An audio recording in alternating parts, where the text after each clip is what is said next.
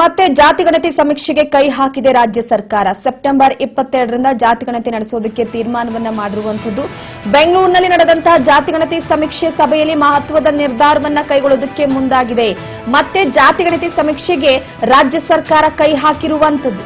ಪ್ರಮುಖವಾಗಿ ಸೆಪ್ಟೆಂಬರ್ 22ರಿಂದ ಜಾತಿಗಣತಿ ನಡೆಸೋದಕ್ಕೆ ತೀರ್ಮಾನವನ್ನ ಮಾಡಿರುವಂತದ್ದು. ಬೆಂಗಳೂರಿನಲ್ಲಿ ನಡೆದಂತಹ ಜಾತಿಗಣತಿ ಸಮೀಕ್ಷೆ ಸಭೆಯಲ್ಲಿ ಮಹತ್ವದ ನಿರ್ಧಾರವನ್ನ ಕೈಗೊಳ್ಳಲಾಗಿದೆ. ಸಭೆಯಲ್ಲಿ ಸಚಿವ ಶಿವರಾಜ್ ತಂಗಡಗಿ, ಬಿಬಿಎಂಪಿ ಆಯುಕ್ತರು, ಸರ್ಕಾರದ ಮುಖ್ಯ ಕಾರ್ಯದರ್ಶಿ ಶಾಲಿನಿ ರಜನೀಶ್, ಒಬಿಸಿ ಆಯೋಗದ ಮಧುಸೂದನ್ ನಾಯ್ಕ್ ಸೇರಿ ಹಲವರು ಭಾಗಿಯಾಗಿದ್ರು.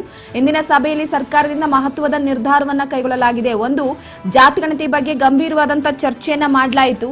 ಹೊಸದಾಗಿ ಎಲ್ಲಾ ಜಾತಿಗಳ ಸಮೀಕ್ಷೆ ವಿಚಾರಕ್ಕೆ ಸಂಬಂಧಪಟ್ಟಂತೆ ಸಮೀಕ್ಷೆನ ನಡೆಸಬೇಕು ಅಂತ ನಿರ್ಧಾರವನ್ನ ಮಾಡಲಾಯಿತು. ಶಿಕ್ಷಕರಿಂದಲೇ ಸರ್ವೆ ಕಾರ್ಯ ಆಗಬೇಕು.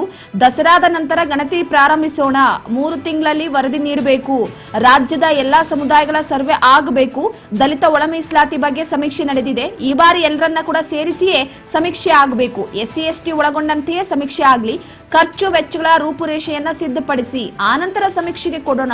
ಕ್ಯಾಬಿನೆಟ್ನಲ್ಲಿ ಚರ್ಚಿಸಿ ಫೈನಲ್ ಮಾಡೋಣ ಅಂತ ಹೇಳಿಕೆಯನ್ನ ಕೊಟ್ಟಿರುವಂತದ್ದು. ಈ ವಿಚಾರವಾಗಿ ಮಹತ್ವದ ಚರ್ಚೆ ಕೂಡ ಆಗಿದೆ. ಈ ಬಗ್ಗೆ ಮತ್ತಷ್ಟು ಮಾಹಿತಿಯನ್ನ ಕೊಡ್ತಾ ಹೋಗ್ತಾರೆ ನಮ್ಮ ಪ್ರತಿನಿಧಿ ಬಸವರಾಜ್ ಹೂಗಾರ್ ಸಂಪರ್ಕದಲ್ಲಿದ್ದಾರೆ. ಬಸವರಾಜ್, ಪ್ರಮುಖವಾಗಿ ಜಾತಿ ಸಮೀಕ್ಷೆಯ ವಿಚಾರಕ್ಕೆ ಸಂಬಂಧಪಟ್ಟಂತೆ ರಾಜ್ಯ ಸರ್ಕಾರ ಮತ್ತೆ ಕೈ ಹಾಕ್ತಾ ಇರುವಂತದ್ದು. ದಸರಾ ಕಳೆದ ನಂತರವಾಗಿ ಎಲ್ಲಾ ಜಾತಿ ವಿಚಾರವಾಗಿ ಸಮೀಕ್ಷೆಯನ್ನ ನಡೆಸೋದಕ್ಕೆ ಇವತ್ತು ಮಹತ್ವದ ನಿರ್ಧಾರವನ್ನ ಕೈಗೊಳ್ಳಲಾಯಿತು ಅಂತ ಈ ಬಗ್ಗೆ ಮಾಹಿತಿ ಕೊಡೋದಾದ್ರೆ. ರೂಪಾ, ಈಗಾಗಲೇ ರಾಜ್ಯ ಸರ್ಕಾರ ಜಾತಿ ಗಣತಿ ವರದಿಯನ್ನ ಅನುಷ್ಠಾನ ಮಾಡಬೇಕು ಅನ್ನುವಂತಹ ಲೆಕ್ಕಾಚಾರದಲ್ಲಿ ಇತ್ತು. ಆದ್ರೆ ಮೊದಲು ಮಾಡಿರ್ತಕ್ಕಂತ ಜಾತಿ ಗಣತಿ ಸಮೀಕ್ಷೆ ಅದು ವೈಜ್ಞಾನಿಕವಾಗಿಲ್ಲ ಅನ್ನುವಂತ ಆರೋಪಗಳ ಮೇಲೆ ಸರ್ಕಾರದ ಮಟ್ಟದಲ್ಲಿರ್ತಕ್ಕಂಥ ಆಡಳಿತಾರೂಢ ಪಕ್ಷವಾದ ಕಾಂಗ್ರೆಸ್ ಪಕ್ಷದ ವಲಯದಲ್ಲಿ ಹಲವು ಸಚಿವರು ಕೂಡ ಸಾಕಷ್ಟು ಆಕ್ರೋಶವನ್ನು ಕೂಡ ವ್ಯಕ್ತಪಡಿಸಿದ್ರು. ಹಾಗಾಗಿ ಆ ಒಂದು ಜಾತಿ ಗಣತಿ ವರದಿಯನ್ನ ಕೈ ಬಿಟ್ಟು ಇದೀಗ ಮತ್ತೆ ಮರು ಸಮೀಕ್ಷೆಯನ್ನ ನಡೆಸಲಿಕ್ಕೆ ಈಗಾಗಲೇ ರಾಜ್ಯ ಸರ್ಕಾರ ತೀರ್ಮಾನ ಮಾಡಿರ್ತಕ್ಕಂಥದ್ದು. ಹಾಗಾಗಿ ಈಗಾಗಲೇ ತೀರ್ಮಾನ ಮಾಡಿರ್ತಕ್ಕಂಥ ಹಿನ್ನೆಲೆಯಲ್ಲಿ ರಾಜ್ಯ ಹಿಂದುಳಿದ ವರ್ಗಗಳ ಆಯೋಗದ ಅಧ್ಯಕ್ಷರಾಗಿರ್ತಕ್ಕಂಥ ಮಧುಸೂದನ್ ನಾಯಕ್ ಅವರ ನೇತೃತ್ವದಲ್ಲಿ ಕೂಡ ಈಗ ಸಮೀಕ್ಷೆಯನ್ನು ಕೂಡ ಕೈಗೊಳ್ಳಿಕ್ಕೆ ಸರ್ಕಾರ ಆದೇಶವನ್ನು ಕೂಡ ಹೊರಡಿಸಿರ್ತಕ್ಕಂಥದ್ದು.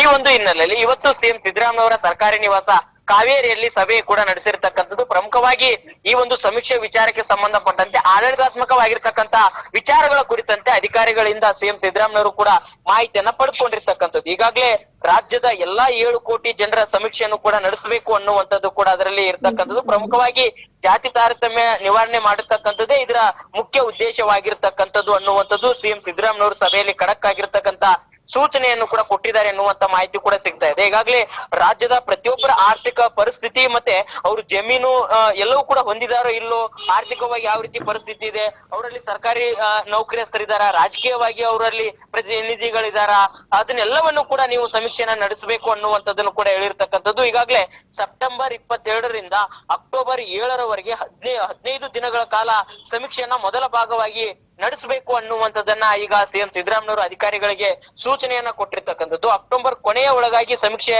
ವರದಿಯನ್ನ ಸಲ್ಲಿಸಬೇಕು ಅನ್ನುವಂಥದ್ದನ್ನು ಕೂಡ ಈಗ ಅಧಿಕಾರಿಗಳಿಗೆ ಕೂಡ ಸಿಎಂ ಸಿದ್ದರಾಮಯ್ಯ ತಿಳಿಸಿರ್ತಕ್ಕಂಥದ್ದು. ಯಾಕಂತಂದ್ರೆ ಈಗಾಗಲೇ ಆ ಒಂದು 3 ತಿಂಗಳ ಅವಧಿಯಲ್ಲಿ ಏನೆಲ್ಲಾ ನಿಮಗೆ ಸಿಬ್ಬಂದಿಗಳು ಬೇಕು, ನಿಮಗೆ ಯಾವ್ಯಾವ ಇಲಾಖೆಯಲ್ಲಿ ತೆಗೆದುಕೊಳ್ಬೇಕು ಅನ್ನುವಂಥದ್ದಿದೆ, ಅದೆಲ್ಲಾ ಸಿಬ್ಬಂದಿಗಳನ್ನ ಬಳಸ್ಕೊಂಡು ನೀವು ಈ ಸಮೀಕ್ಷೆಯನ್ನ ವರದಿಯನ್ನ ವೈಜ್ಞಾನಿಕವಾಗಿ ಸಿದ್ಧಪಡಿಸಬೇಕು ಅನ್ನುವಂತ ಮಾತನ್ನು ಕೂಡ ಹೇಳಿರ್ತಕ್ಕಂಥದ್ದು. ಪ್ರಮುಖವಾಗಿ ಈಗಾಗಲೇ ತರಬೇತಿ ಸೇರಿದಂತೆ ಸಮೀಕ್ಷೆಗೆ ಪೂರ್ವಭಾವಿ ಸಿದ್ಧತೆಗಳನ್ನು ಕೂಡ ನೀವು ಈಗಾಗಲೇ ಆರಂಭಿಸಬೇಕು. ಶಿಕ್ಷಕರಾಗಿರ್ಬೋದು ಅಥವಾ ಇನ್ನುಳಿದ ಬೇರೆ ಬೇರೆ ಇಲಾಖೆಗಳ ಒಂದು ಸಿಬ್ಬಂದಿಗಳನ್ನು ಕೂಡ ನೀವು ಬಳಸ್ಕೋಬಹುದು ಅಥವಾ ಏಜೆನ್ಸಿಗಳನ್ನು ಕೂಡ ತೆಗೆದುಕೊಳ್ಬಹುದು ಅನ್ನುವಂಥದ್ದನ್ನು ಕೂಡ ಈಗಾಗಲೇ ಒಂದು ಸಭೆಯಲ್ಲೂ ಕೂಡ ಸಿಎಂ ಸಿದ್ದರಾಮಯ್ಯ ತಿಳಿಸಿರ್ತಕ್ಕಂಥದ್ದು. ಯಾಕಂತಂದ್ರೆ ಈ ಹಿಂದೆ ಕಾಂತರಾಜು ಆಯೋಗ 54 ಪ್ರಶ್ನೆಗಳನ್ನ ಸಿದ್ಧಪಡಿಸಿತ್ತು ಮ್ಯಾನ್ಯುವಲ್ ಆಗಿ.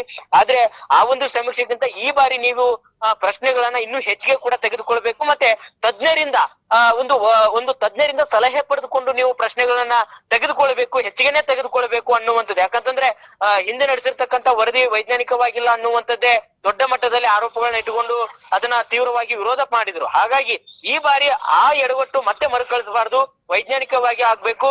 ಮತ್ತೆ ಈಗ ತಂತ್ರಜ್ಞಾನವನ್ನು ಕೂಡ ನೀವು ಬಳಕೆ ಮಾಡ್ಕೊಂಡು ಆಪ್ ಮುಖಾಂತರವಾಗಿ ನೀವು ಅದನ್ನ ಸಮೀಕ್ಷೆಯನ್ನ ಮಾಡ್ಬೇಕು ಅನ್ನುವಂಥದ್ದನ್ನು ಕೂಡ ಸಭೆಯಲ್ಲಿ ಸೂಚನೆ ಕೊಟ್ಟಿರ್ತಕ್ಕಂಥದ್ದು. ಯಾವುದೇ ಕಾರಣಕ್ಕೂ ಸಹಿತ ಇದರಲ್ಲಿ ಲೋಪದೋಷಗಳಿದಾವೆ ಅನ್ನುವಂಥದ್ದು ಆಕ್ಷೇಪಗಳು ವರದಿ ಸಿದ್ಧವಾದ ಬಳಿಕ ಬರಬಾರದು. ಹಾಗಾಗಿ ಒಂದ್ ನಿಟ್ಟಿನಲ್ಲಿ ಜಾಗೃತೆಯಿಂದ ಎಚ್ಚರದಿಂದಲೇ ನೀವು ಸಮೀಕ್ಷೆಯನ್ನ ಸಿದ್ಧಪಡಿಸಬೇಕು ಅನ್ನುವಂಥದ್ದು ಆಯೋಗದ ಅಧ್ಯಕ್ಷರಿಗೂ ಕೂಡ ಖಡಕ್ ಆಗಿರ್ತಕ್ಕಂಥ ಸೂಚನೆಯನ್ನ ಸಿಎಂ ಸಿದ್ದರಾಮಯ್ಯವರು ಇವತ್ತಿನ ಸಭೆಯಲ್ಲಿ ನೀಡಿರ್ತಕ್ಕಂಥದ್ದು. ರೂಪಾ ಎಸ್, ಪ್ರಮುಖವಾಗಿ ಬಸವರಾಜ್ ನೋಡಿ, ಇನ್ನೊಂದು ಅಂಶವನ್ನ ಇಲ್ಲಿ ಗಮನಿಸ್ತಾ ಹೋಗ್ಬೋದು. 3 ತಿಂಗಳಲ್ಲಿ ವರದಿ ಕೊಟ್ಟು ಕೇಳಿದ್ದಾರೆ. ಅದರ ಜೊತೆಗೆ ಈಗಾಗಲೇ ಸರ್ವೆ ವಿಚಾರಕ್ಕೆ ಸಂಬಂಧಪಟ್ಟಂತೆ ಶಿಕ್ಷಕರಿಂದಲೇ ಆಗಬೇಕು ಅನ್ನುವಂಥದ್ದಿದೆ. ಸೊ ಎಲ್ಲೋ ಒಂದು ಕಡೆ ಪ್ರಮುಖವಾಗಿ ಈಗ ಗಮನಿಸುವ ಅಂಶ ಏನಪ್ಪಾ ಅಂತಂದ್ರೆ, ಈಗಾಗಲೇ ದಲಿತ ಒಳ ಮೀಸಲಾತಿ ಬಗ್ಗೆ ಸಮೀಕ್ಷೆ ಆಗಿದೆ. ಈಗ ಮತ್ತೊಮ್ಮೆ ಸಮೀಕ್ಷೆ ನಡೆಯುವಂತ ಸಂದರ್ಭದಲ್ಲಿ ಎಲ್ಲರನ್ನೂ ಸೇರಿಸಿಯೇ ಸಮೀಕ್ಷೆ ಆಗ್ಬೇಕು ಅಂತಂದ್ರೆ ಸಮೀಕ್ಷೆ ಆಗಿದೆ, ಮತ್ತೆ SC/ST ಒಳಗಡಂತೆ ಮತ್ತಷ್ಟು ಸಮೀಕ್ಷೆ ಆಗ್ಬೇಕು ಅನ್ನುವಂಥದ್ದು ಚರ್ಚೆ ಆಗಿರುವಂತದ್ದು. ಈಗಾಗಲೇ ಸಾಕಷ್ಟು ಹಣ ಪೋಲಾಗಿದೆ. ಸರ್ಕಾರ ಕೆಲವೊಂದಿಷ್ಟು ಇಲಾಖೆಯಿಂದ ಹಣವನ್ನ ತೆಗೆದುಕೊಂಡು ಖರ್ಚು ಮಾಡ್ತಾ ಇದೆ. ಸೊ ಯಾವುದೇ ರೂಪುರೇಷೆಯನ್ನ ಸಿದ್ಧಪಡಿಸಿದ್ರು ಕೂಡ ಹಣದ ವಿಚಾರವಾಗಿ ಯಾವ ಅಂಶವೂ ಕೂಡ ಹೊರ ಬರ್ತಿಲ್ಲ. ಸೊ ಈ ಹಿಂದೆ ಕೂಡ ಇದೇ ರೀತಿಯಾಗಿ ಜಾತಿ ಗಣತಿಯ ವಿಚಾರಕ್ಕೆ ಸಂಬಂಧಪಟ್ಟಂತೆ 100 ಕೋಟಿ ರೂಪಾಯಿ ವ್ಯಯ ಮಾಡಿದ್ದಾಗಿದೆ. ಈಗ ಮೊದಲೇ ರಾಜ್ಯದಲ್ಲಿ GST ಅದು ಇದು ಅನ್ನುವಂತ ವಿಚಾರವಾಗಿ ಜನರು ಹಿಡಿಶಾಪವನ್ನ ಸರ್ಕಾರಕ್ಕೆ ಹಾಕ್ತಿದ್ದಾರೆ. ಈಗ ಹೊಸದಾಗಿ ಜಾತಿ ಗಣತಿ ಅಂತಂದ್ರೆ ಸೊ ಎಲ್ಲೋ ಒಂದ್ ಕಡೆ ಮತ್ತೆ ಹೊಡೆತ ಬೀಳಬಹುದು ಸಾರ್ವಜನಿಕರ ಮೇಲೆ ಅಂತ. ರೂಪಾ, ಒಂದ್ ಕಡೆ ಈಗಾಗ್ಲೇ ಒಳ ಮೀಸಲಾತಿ ವಿಚಾರಕ್ಕೆ ಸಂಬಂಧಪಟ್ಟಂತೆ ಅದು ಸಮೀಕ್ಷೆ ಕೂಡ ನಡೀತಾ ಇದೆ. ಅದರ ಜೊತೆಗೆ ಈಗ ಜಾತಿ ಗಣತಿ ವಿಚಾರಕ್ಕೆ ಸಂಬಂಧಪಟ್ಟಂತೆ ಕೂಡ ಈಗಾಗಲೇ ನೀವು ಸಮೀಕ್ಷೆ ನಡೆಸಬೇಕು ಅನ್ನುವಂತ ಆದೇಶವನ್ನು ಕೂಡ ಸರ್ಕಾರ ಮಾಡಿದೆ.